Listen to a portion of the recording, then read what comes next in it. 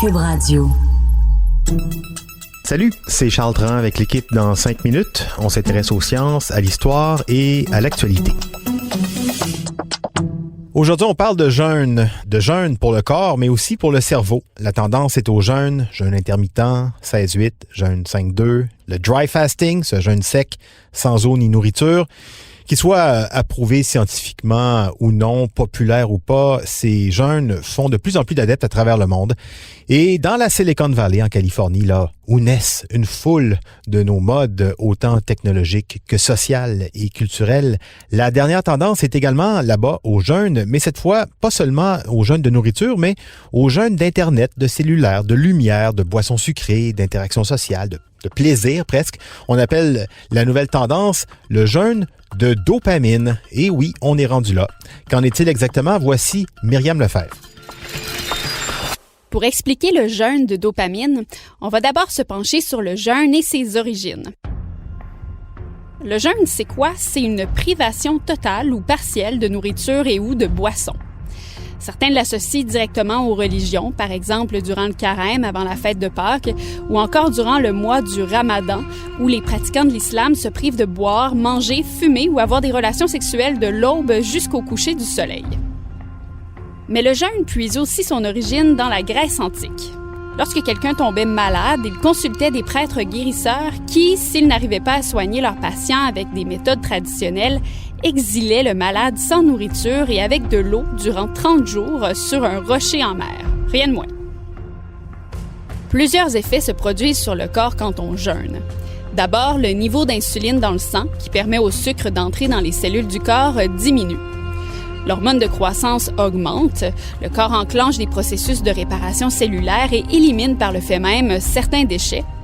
Après 24 heures, on dit donc que les stocks de sucre, de glucose sont épuisés et que dans les 10 jours qui vont suivre, l'organisme se retournera vers les réserves protéiques dans les muscles et ira aussi puiser dans ses lipides, les gras. Pour pallier le manque de glucose dans le sang, le corps va fabriquer ce qu'on appelle des corps cétoniques ou encore le carburant du jeûne qui augmente le taux d'acidité dans le sang et qui occasionne parfois quelques maux de tête ou douleurs au ventre. D'un côté, les partisans du jeûne croient que de jeûner aide à relancer certains mécanismes d'autorégulation dans notre corps en plus de stimuler les organes d'élimination comme le foie et les reins. Ils avancent aussi que les hormones mobiliseraient les réserves du corps qui auraient ensuite un effet anti-inflammatoire.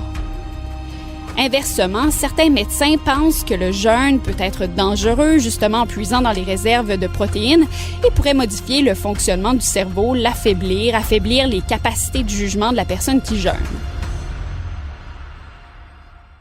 Mais donc, un jeûne de notre matière grise, de notre cerveau, est-ce que ça aura les mêmes effets sur notre corps qu'un jeûne régulier? Eh bien, en partie. C'est-à-dire qu'on se privera d'une alimentation dite alimentation plaisir, donc très sucrée ou grasse, ce qui devrait sensiblement diminuer le taux d'insuline dans le sang en petite partie. Mais le nerf du jeûne de dopamine est beaucoup plus grand. Internet, jeux vidéo, réseaux sociaux, magasinage, jeux d'argent, loterie et casino, pornographie, masturbation, drogue récréative, alcool, caféine et tout ce qui a trait à la nouveauté. On se prive de tout ce qui nous stimule pour une durée d'1 à 4 heures tous les soirs, 1 jour par semaine sans stimuli, un week-end par trimestre et 1 semaine par an.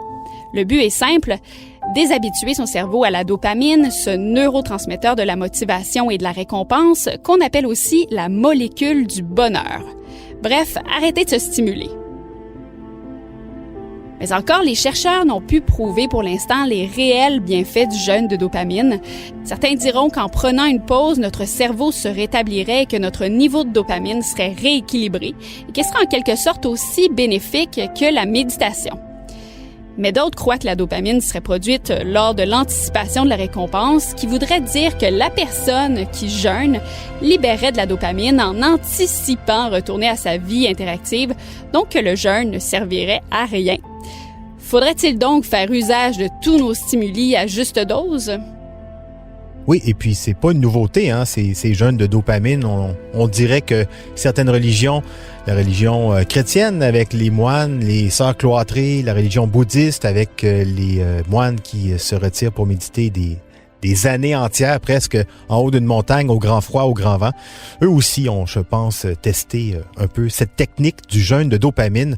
Et puis pour ceux qui voudraient l'essayer d'une manière plus simple, ne serait-ce qu'un week-end au chalet sans téléphone, ça vous donnera déjà une bonne idée de ce à quoi ça peut ressembler sur le plus long terme et des efforts plus conséquents. Merci beaucoup, Myriam Lefebvre. C'était en 5 minutes.